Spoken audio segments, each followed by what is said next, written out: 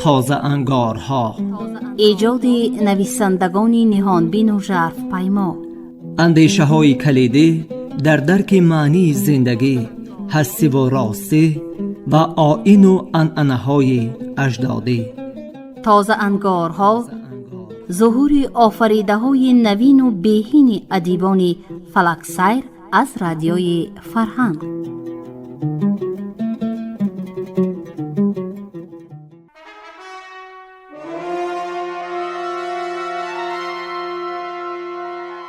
شنوندگان گرامی، حالا گفتار ما را از روی سرای سنگ، رمان تاریخی عطا میرخواجه در قرائت مؤلف بشنوید. آغاز گفتار هشتم.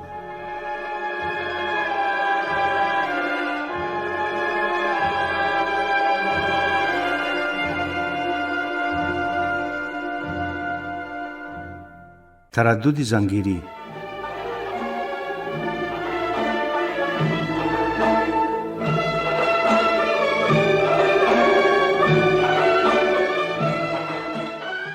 شغنان به عزای شهیدان نشسته بود و شاه شغنان تردد سور داشت. صبح روز پنجشنبه مهمانان از هر جا به قلعه بحرپنجه آمدن گرفتند. معتبرترینشان را محبت خان خود بار میداد. سورانه‌شان را قبول میکرد و امر میداد که برایشان در مهمانسرای قلعه جای آماده کنند. مهمانان دوم سوم درجه را ملکباز خانسالار میپذیرفت. هدیه و سورانه آوردهشان را در دفتر می نوشت و آنها را به دیه های اطراف، دیمرغان یا بهشار به اختیار آقسخالان می فرستاد. آفتاب تابستان مابین آسمان رسیده بود که محبت خان آقسخال بهشار اسحاق را به حضور خواند. سپارشم در یادت هست؟ پرسید پس از جواب سرد به سلام او. آره شاهم. تا چاشتگاه پگاه زن و فرزندان همه آنهایی را که کشتم در میدان سرای سنگ غم کرده به فیض‌آباد حرکت میکنی. کسی زن و فرزند نداشته باشد، پدر، مادر، نشد برادر یا خواهرش را بگیر میاری. تصدق. بغضی در گلو درمانده‌اش را به زور فرو برده تصدیق کرد اسحاق. گناهت در نزد من روز تا روز نکم بلکه زیاد میگردد. از کشتن بندی ها سر باز زدی. اگر آدمان من رفته مذهب شاه و پسرش را یافته نمی کشتند، از زنده ماندن آن سگان آگاه هم نمی کردی. شاه، من آقسخال در حمایه خود چیزی گفتنی شد که شاه پا بر فرش کوفته خراس زد. من نکن، کور نیستم، همه را می بینم. امروز نکاح دارم، فردا عروسی. هدیه بزرگ تو به روز خرسندی هم همین می شود. اسحاق، با عجب بنشین و روی خط سازید و موافق آن شوره پشتان را دست بسته به سرای سنگ آرید. اگر دانم که یگان کس از چشمت افتاد یا گریزانده‌ای، به دست خودم اول کله خودت را می برم، بعد اولادت را به مالک دوزخ می سپارم. شاه از شدت خشم دو پوسته و نیم آواز طوری گپ می زد که گویا آقسخال کیها خیانت کرده و او به قصد بریدن سر به گلویش خنجر گذاشته باشد. از این احساس مغشوش بند جگر اسحاق لرزید.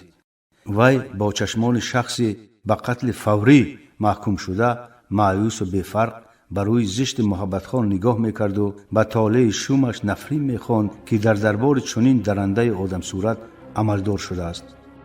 هر یک یاغی را شخصا خودم نرخ میگذارم. از آن بلندتر فروختی حق حلال خودت، خرج سفرت را میبراری.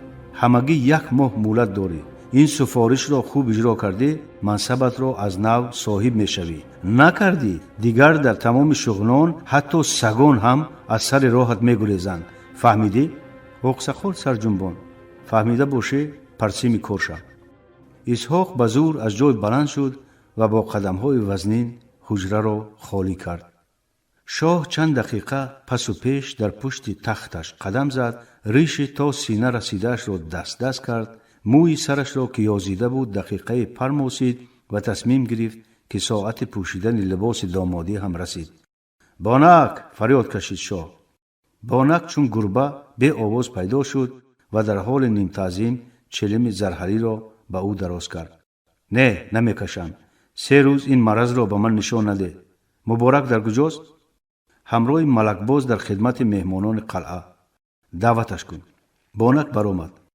محبت خان صندوق چوبین نقشدار را که در تگ دیوار پشت سرش بود باز کرد. عطر فرنگی برآورده 3-4 قطره به سر و ریشش پاش داد و به شیشه نیلی فام شقیره آن چشم دوخت. لوح زرحلی شیشه‌چه به لاتینی حروفی داشت که محبت خان خوانده نمیتوانست. این عطر را تاجر انگلیس در فیض‌آباد به او هدیه کرد. چند روز پس هنگامی که محبت خان عزم سفر شغنان نمود، آن تاجر به او باز یک شیشه عطر دیگر آورد و گفت: جناب محبت خان، این عطر برای زنان می باشد. این را به زنی دوست داشته تقدیم کنید. باور دارم یک عمر شما را دوست می دارد. محبت خان آن عطر را سال 7 است که برای روز سور محبوبه به جان و دل برابرش سروناز نگاه می دارد. او کاغذ قوطی بنفش عطردار را از صندوق برآورد، بوی کشید، 4 طرفش را تماشا کرد و با احتیاط باز به جایش گذاشت. های خرسند می شود سرو پرناز من، های فرح می یابد. نیمشنوا گفت محبت خان خود به خود. شاه از آوان نورسی هرگاهی که با سروناز روبرو می آمد در جایش کرخ می شد. خون به سرش می زد و تپش دلش چنان سرعت می گرفت که خیال می کرد تمام اهل دربار در دورترین گوشه هم صدای آن را می شنود. سروناز چنان زیبا، چنان نازک بدن بود که هر مرد بار او را دیده به یک نگاه دل می باخت. او از عبدالرحیم خان 20-25 سال و از محبت خان 2-3 سال خرد بود. یکی از سببهای نفرت ورزیدن محبت خان به پدرش همین سروناز گشت. شاه بچه از فرط عشق بی پاسخ به مادراندر خود در دلش می اندیشید که پدر پیرش ضامن بخت او شده است. اگر سروناز زن پدرش نمی بود، محبت خان به هر قیمت این کپک خرامان دری را به دام خود می درآورد. هر باری که عبدالرحیم خان سروناز را از حرم به حجره خواب می طلبید، محبت خان در آتش رشک می سوخت. آن شب را بیدار خواب سحر می کرد و چند روز دیگر بیدماغ می گشت. برادرش یوسف علی خان به این ضعف محبت خان پی برده بود و آشکارا نباشد هم گاهی با سخنهای تهدار او را ملامت می کرد. محبت خان هم می دانست که با چنین اندیشه خامش سزاوار همه گونه ملامت است، ولی کار از دستش نمی آمد. عشق بر دل می نهد بنیاد را، آخر جان از که خواهم داد را. خسرو و شیرین به هم در عشرتند، ناله و زاری و غم فرهاد را. برعکس آتش اشتیاق دیدار و حتی وصل مادراندر روز به روز در سینه‌اش بیشتر زبانه می زد. حتی وقتی که ازدواج نمود و تخت شاهی به دست آورد، چند زنی از سروناز جوانتر گرفت، با دوشیزه های بسیار هم خوابه شد، مهر سروناز را از دل بیرون کرده نتوانست. بانک زنجیر به در زد و همراه آقسخال سینور قریه مرکزی قلعه بحرپنجه و اطراف آن مبارک وارد شد. مبارک مهمانداریت را به کسی دیگر سپار و در تردد نکاح بشو. فرمانبردارم، مبارک تعظیم نمود. سید فرخشاه در کجاست؟ از روی شنیدم تا دیروز در خانه اش بود. خود حاضر بخیز و به سرای بهار گذر. بگو که شاه میخواهد خطبه نکاحش را خود سید بخواند. همراه خودت بگیر و بیار. غیر از این رهبره مشاهده کن که افزای مردم چه خیر است. مبارک رفت. بانک خیلی منتظر ایستاد، سپس با سرفه گلو روشن کرد و گفت: شاهم، چلیم بیارم؟ چند بار گویم که تا سور نگذرد دست به چلیم نمیزنم. یا تو حتما عیش پیش از خرسندی مرا تلخ کرده میخواهی؟ ستیزه کرد شاه. خدا نگه دارد شاهم.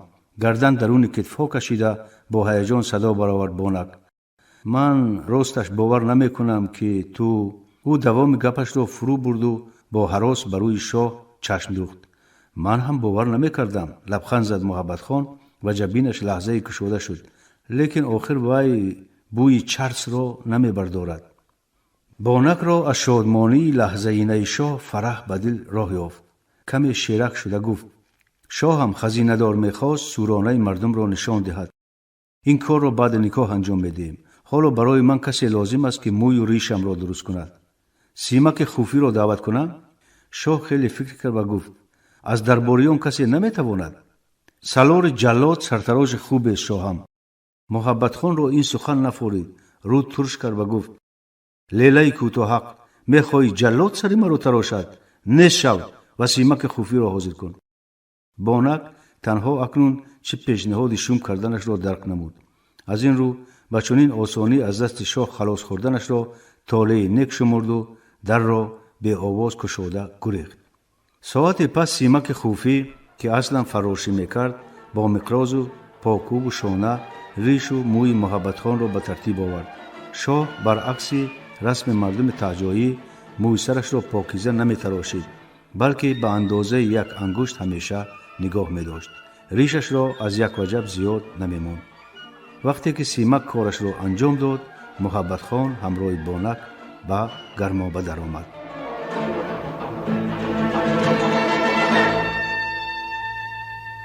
نخست کارنامه میرزا عزیز.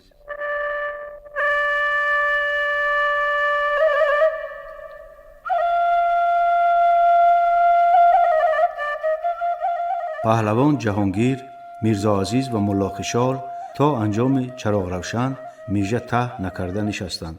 پس از پراکنده شدن مردم قرار داد که در خانه خلیفه تا گشت آفتاب از خواب سیر شده بعد راهی بازگشت را پیش گیرد. نبیره‌اش با او ماند. ملا خشال رفت. میرزا عزیز جهانگیر و خلیفه را تا منزل همراهی کرد. پس از آن که آنها در زیر بید سرسایه باغ سر به بالین گذاشتند و تماشای دیه برآمد. ماه توتپز حکم راند و پس از پراکنده شدن غبار نو به هنگام هوای تابستان خورشید جهانتاب گرمی طاقت فرسا آورده بود.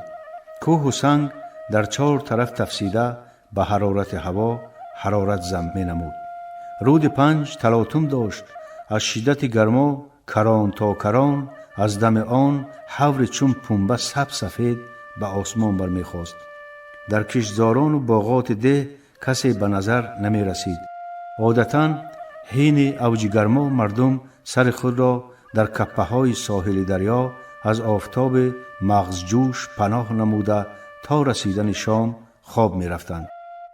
میرزا عزیز می خواست یگان همسال خود را یابد و همراه او وج را چرخ زند، ولی تا کنار دیه رسیده باشد هم کسی را پیدا نکرد.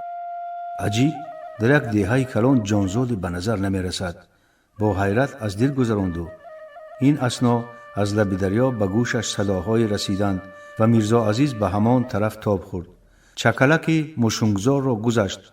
نشیبه پیش آمد که پیراهه پرخم و پیچش کس را به کنار رود می برد. او به سر نشیبه رسیده در جایش ایستاد. در لب دریا آدمان بسیار جمع آمده مناقشه داشتند. میرزا عزیز تاخته پایان فرامد و به ازدحام نزدیک شد. کسی آمدن او را پی نبرد. از غلمغل مردم فهمید که 2 نوکر برای بردن زن آمدند، ولی خویش و تبار وی صد این بیدادگری شدند. میرزا عزیز نوکران شاه را زود شناخت. آنها در روز تیرباران کردن بندیان در صف سربازان ایستاده بودند. جوانمرد حضربه که از سر کتفش خون زهیده یک تک سفیدش را آلوده بود به سربازان می گفت: 7 پسر قاضی را کشتید. قاضی و ماه بیگم در غم فرزندانشان دلکف شدند. بس نیست؟ روز بیگم را نمی دهیم. شما را می کشیم و او را می بریم، گفت یکی از نوکران و هر دو شمشیرهای خود را از نیام کشیدند. با دیدن این منظره ولخان نفرت در دل میرزا عزیز جوش زد. او سنگ برداشت و به جانب نوکر انداخت که سخن مدهش شما را میکشیم از دهانش برآمد. سنگ راست به سینه اش برخورد. او وای گفته به زمین غلطید. نوکر دوم به میرزا عزیز هجوم کرد. میرزا عزیز بین مردم در آمد و از پیرمرد عصایش را بوده به جانب نوکر رفت. نوکر در رو برویش جوانکی را دیده غضبش چند مرتبه بیشتر گشت و بانگ زد: ای کودک! گپش به آخر نرسیده میرزا عزیز با چوب دست شمشیر برداشتش را چنان زد که از دستش پرید. ضربه دوم کلتک به کتفش رسید. وی از درد جانکاه کتفش را داشته به زمین نشست. میرزا عزیز با کفش چوبین خود به منه نوکر لگد زد. این ضربه چنان سخت بود که او از جای نشستش برقد بالا شده مثل خوسه پشناکی به بالای همراه خود غلطید و از هوش رفت. مردم قسم به سر نوکران دویدند، عده میرزا عزیز را در حلقه گرفتند. میرزا عزیز عصای پیرمرد را به او داد و در پهلویش ایستاد. این حادثه تصور ناپذیر حاضران را چنان حیرت زده کرد که همگی لال ماندند. نخود جوان نورس دو نوکر مسلح را که یک دهه کلان را به داد آوردند در یک شست با چنین بیچارگی از پا افتاند. این جوان جسور و پهلوان از کجا پیدا شد؟ پیرمرد با حیرت میرزا عزیز را از سر تا به پا و از پا تا به سر از نظر گذراند و گریبانش را داشته نیمشنوا گفت: یا مولا، معجزه تو حساب ندارد، یا شاه مردان، یا شاه مردان. این اثنا زن سال خورده حلقه جمع آمدگان را گسسته خود را به نزد میرزا عزیز رساند و آغوشش گرفت و گریه کنان گفت: هزارها رحمت پروردگار بر پدر و مادرت که چنین بچه شیردل و پولاد چنگال به دنیا آوردند. تو نمی بودی من سیاه بخت را می بردند، پسرم زندان می کردند، می کشتند. زن در پیش پای میرزا عزیز افتاد. میرزا عزیز او را بالای سنگ شناند و شناخت. این همان زن بود که در سرای سنگ رباعیه خواند و مردم را به شور آورد و آنها به محبت خان لعنت فرستادند. جوانمردی که زخم برداشته بود میرزا عزیز را شناخت. او این جوان دین همراه پهلوان جهانگیر آمده بود. تو نبیره پهلوان نیستی؟ میرزا عزیز با علامت تصدیق سر جنباند. با شنیدن نام جهانگیر آنهایی هم که در سر نوکران ایستاده بودند به نزد میرزا عزیز آمدند. پیرمرد چون از تخم کی بودن پسرک را فهمید، دست او را گرفت و با شادمانی گفت: تو نبیره جهانگیر آوازه داری؟ من حیران شدم که این شیردل کی باشد. ای مردم، مژدگانی این جوان را خداوند تعالی به ما رساند. پیرمرد میرزا عزیز را به آغوش کشید، از دو چشمش بوسید و اشک حسرت ریخت. اگر محمد عظیم زنده می بود مگر شغنان چنین خوارزار می شد؟ مگر بدخشیان خدا ناشناس حد داشتند که سرای سنگ را به کشتارخانه تبدیل دهند؟ مگر جرأت می کردند که به سوی مادران و خواهران ما پنجه های افلاس خود را دراز نمایند؟ میرزا عزیز پیرمرد را از کتفانش آغوش گرفت. زن تحقیر یافته بالای سنگ برآمد و رومالش را به گردن آویخته فریاد کشید: ای خلق شغنان، مگر به این خواری و زاروی دیگر زندگی کردن ممکن است؟ این شاه و نوکران خونخوارش دیگر به ما چی کنند؟ ای مردان، آیا منتظر آنه که تنبان زنان و خواهرانتان را در پیش چشمتان بکشند یا خانه به خانه درآیند و هر یک شغنی را سر ببرند؟ زن این را گفت و دو دسته سرش را قپید و سر زانو نشست. مرد ضرب خورده آواز بلند کرد: خاله روزه بیگم راست میگوید. من هم البته او را به این ظالمان نمی دادم، ولی این پسر دلاور عزم مردانه ما را قطعی کرد. چه نام داری پسر جان؟ میرزا عزیز پسر محمد عظیم گرد و نبیره جهانگیر پولاد چنگال. در حقیقت تو را خدا به ما رساند. جوانمرد به جانب نوکران که اکنون به هوش آمده به مدارانه می نشستند قدم گذاشت. خورشید شاه، این ناجنسان را زده نکشی. آواز بلند کرد پیرمرد: هر دو را به اسب‌هایشان سوار کنید و سر دهید. روند و به شاه گویند که خلق به داد آمده و دیگر طاقت ظلمش را ندارد. صرف نظر از تاکید پیرمرد، مردان علم کشیده نوکران را زده به اسب‌ها سوار کردند و شمشیرهایشان را کشیده گرفتند. آنها اسبان خود را مهمیز زده گریختند. بار دیگر به دهه ما بیایید میکشیم. بانگ زدند چند کس از پسشان.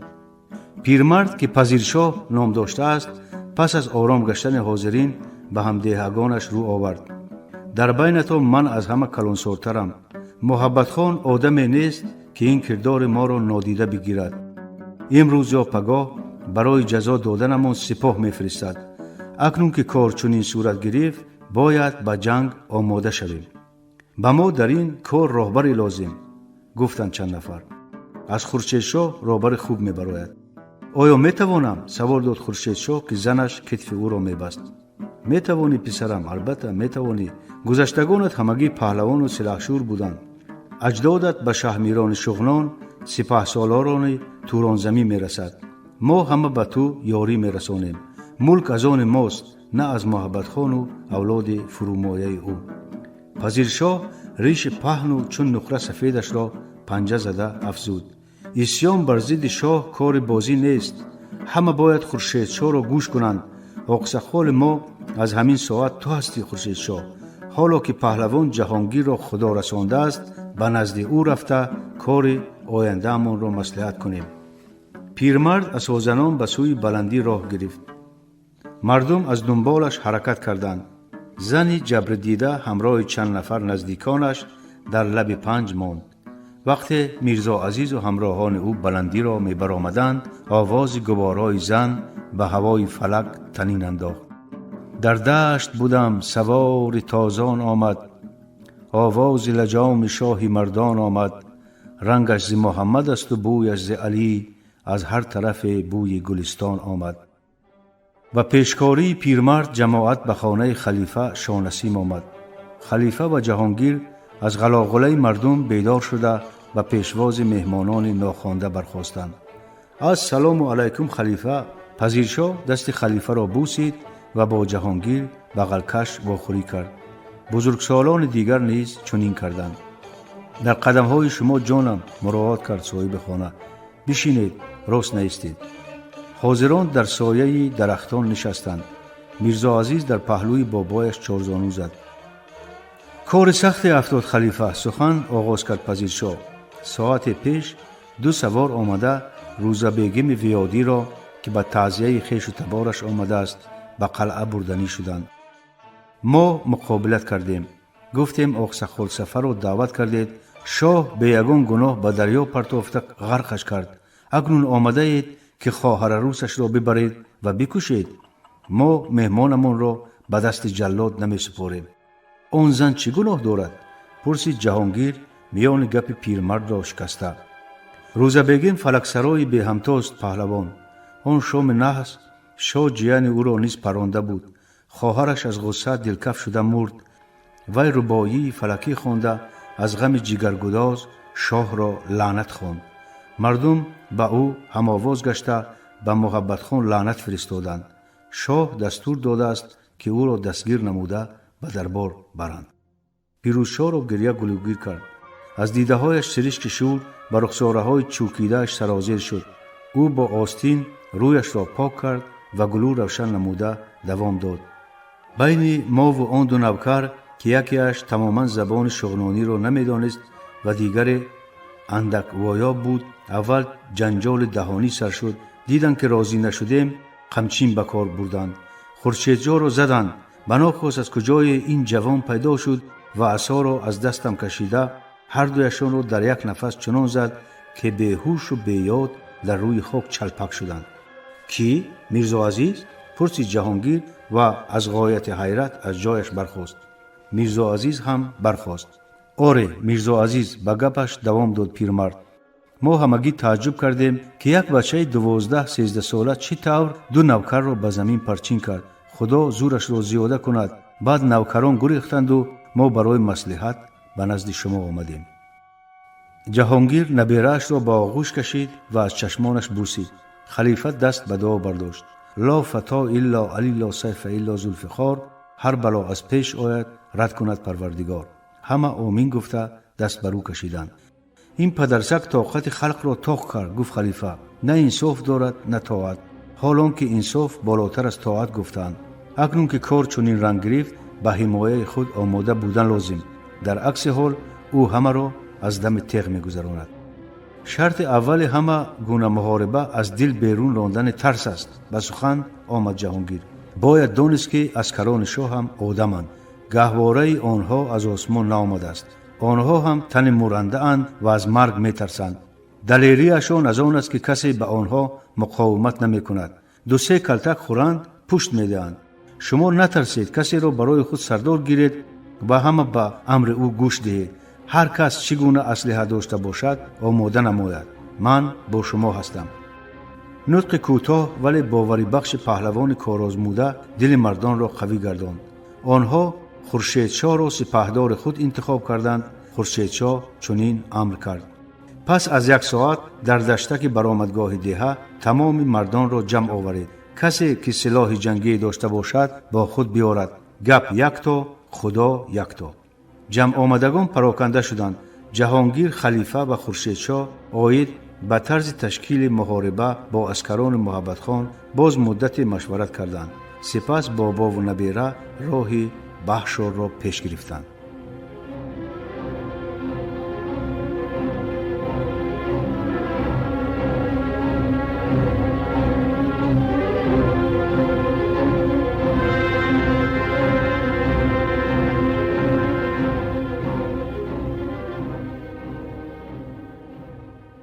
شنوندگان گرامی، شما گفتار را از روی سرای سنگ رمان تاریخی اتامیر خوجه در قرائت مؤلف شنیدید. انجام گفتار 8. برنامه را برایتان کارگردان زبدای محمد آماده و پخش کردند. شاد باشید.